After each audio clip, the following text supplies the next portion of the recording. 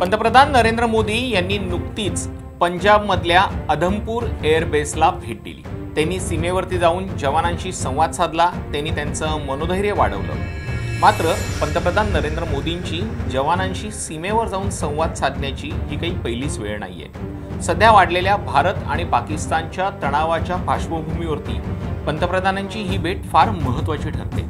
पंतप्रधान जम्मू काश्मीरलाही जाऊ शकले असते, दुसऱ्या कुठल्या सीमेवरती जाऊ शकले असते, मात्र त्यांनी जवानांशी संवाद साधण्यासाठी अधमपूर एअरबेसचीच निवड का केली यामागे अनेक लष्करी, राजकीय आणि सामाजिक कारणं आहेत। ती जाणून घेऊयात आजच्या व्हिडिओमध्ये। नमस्कार, मी तुषार शेटे।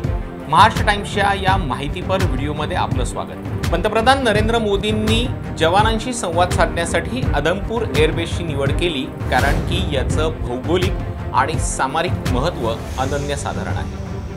अधमपूर एअरबेस हा भारतातला दुसऱ्या क्रमांकाचा मोठा एअरबेस आहे आणि हा पाकिस्तानच्या सीमेच्या अगदी जवळ आहे। एकीकडे आपल्याकडे 200 किलोमीटर 400 किलोमीटर टप्प्याची क्षेपणास्त्र आहेत, तर दुसरीकडे अधमपूर एअरबेस हा पाकिस्तानपासून अवघ्या 100 किलोमीटरवरती आहे। त्यामुळे पाकिस्तानकडनं सीमेजवळ जर कोणतीही कुरापत झाली किंवा आगळीक करण्याचा पाकिस्तानने काही प्रयत्न केला तर त्याला जलद प्रतिसाद देण्यासाठी आणि हवाई कारवाईसाठी हे एअरबेस अत्यंत महत्त्वाचं मानलं जातं। या एअरबेसवरनं MiG-29 सारखी अत्याधुनिक लढाऊ विमानं ही कार्यरत असतात आणि उड्डाण भरत असतात, ज्यांनी ऑपरेशन सिंदूरमध्ये महत्त्वाची आणि मोलाची भूमिका बजावलेली आहे। पाकिस्ताननं आपल्यावर 2 वेळा हल्ला करण्याचा प्रयत्न केला। 1965 मध्ये त्यांनी तर थेट युद्ध पुकारलं। या वेळेला पाकिस्ताननं अधमपूर एअरबेसला लक्ष्य करण्याचा प्रयत्न केला होता। 1971 मध्ये पुन्हा त्यांनी तीच पुनरावृत्ती केली, मात्र दोन्ही वेळेला त्यांना अधमपूर एअरबेसला लक्ष्य करणं शक्य झालं नाही। आत्ताही पहलगाम हल्ल्यानंतर भारतानं जेव्हा एअर स्ट्राईक केला त्याही वेळेला पाकिस्ताननं आपल्यावरती हवाई हल्ले करून आपल्या लष्करी तळांना लक्ष्य करण्याचा प्रयत्न केला आणि याही वेळेला पाकिस्ताननं या एअरबेसवरती हल्ला करण्याचा प्रयत्न केला, मात्र पाकिस्तान आत्ताही असफल ठरला। कारगिल युद्ध असो, बालाकोट एअर स्ट्राईक असो किंवा पहलगाम हल्ल्यानंतरच्या घटना नसो, या सगळ्या कारवायांमध्ये अधमपूर एअरबेसने घेतलेली भूमिका ही निर्णायक ठरलेली आहे। पाकिस्तानच्या खोट्या दाव्यांना प्रत्युत्तर। आपण पाकिस्तानवर एअर स्ट्राईक केल्यानंतर पाकिस्तानने दावा केला होता की त्यांनी अधमपूर एअरबेसवरती हल्ला केला, त्यांनी अधमपूर एअरबेस उद्ध्वस्त केला, त्याचसोबत भारताची S-400 एअर डिफेन्स सिस्टीम, ज्याला आपण सुदर्शन चक्र म्हणतो, ते नष्ट केलं, असा दावा पाकिस्ताननं त्यांच्या मीडियामध्ये केला होता। मात्र पाकिस्तानच्या या खोट्या दाव्यांचा बुरखा पंतप्रधान नरेंद्र मोदींनी अगदी सहजपणे फाडला आहे।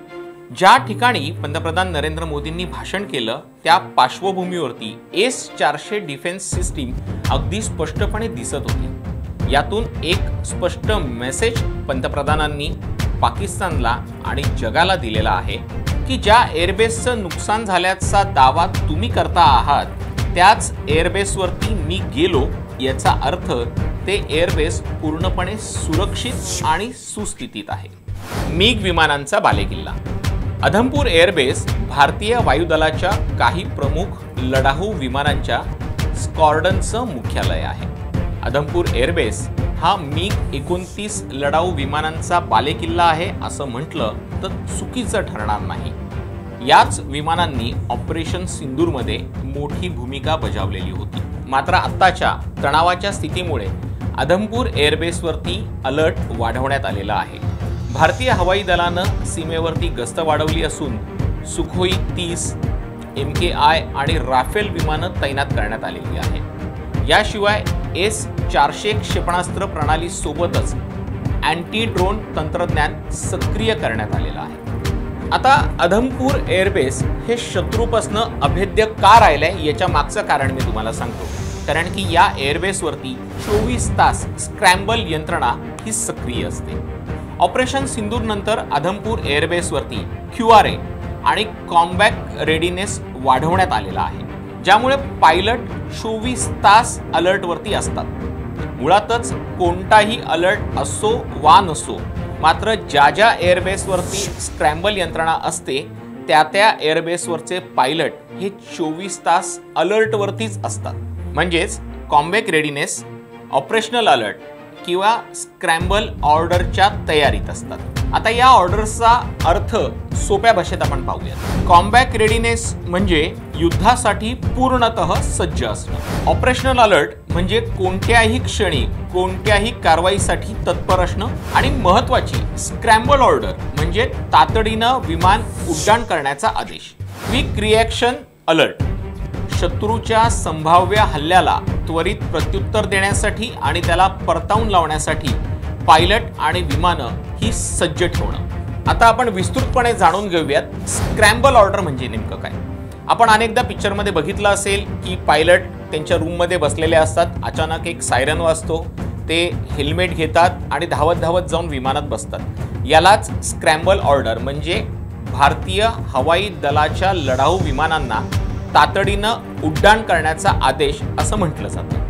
हा आदेश शत्रूच्या संभाव्य हवाई हल्ल्यांना त्वरित प्रत्युत्तर देण्यासाठी दिला जातो. स्क्रॅम्बल ऑर्डर कधी दिली जाते? शत्रूचं लढाऊ विमान किंवा ड्रोन विनापरवाना भारतीय हद्दीत प्रवेश करत असेल तर, सीमेवर तणाव वाढल्यास आणि संभाव्य हवाई हल्ल्याची शक्यता असल्यास, दहशतवादी किंवा अज्ञात हवाई वस्तूच म्हणजे हवेतील दहशतवादी कारवाई किंवा अज्ञात हवाई वस्तू म्हणजेच UFO आढळल्यास, महत्त्वाच्या ठिकाणी हवाई सुरक्षा वाढवण्यासाठी. स्क्रॅम्बल ऑर्डर नंतर नेमकं काय होतं? पायलट तातडीनं विमानात प्रवेश करतात आणि उड्डाण करतात. ही सर्व प्रक्रिया अवघ्या काही मिनिटात किंबहुना सेकंदांमध्ये होते.